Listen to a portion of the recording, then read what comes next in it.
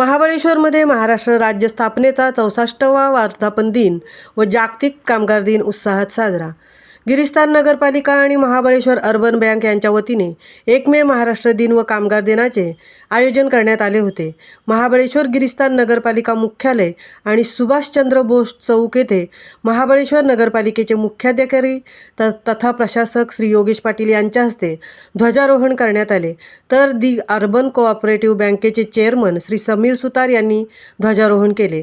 यावेळी कार्यक्रमास बँकेचे व्हाईस चेअरमन शरद बावळेकर, संचालक राजेश कुंभारदरे, चंद्रकांत बावळेकर, दत्तात्रय वाडकर, जावेद वलगे, नदीम शारवान, प्रशांत कात्रट, उषा ओंबळे, बँकेचे मुख्य व्यवस्थापक फकीर वलगे यांच्यासह युसुफ शेख, किसन शेठ शिंदे, नगरपालिकेचे मुख्य लिपिक आबाजी ढोबळे व इतर मान्यवर उपस्थित होते।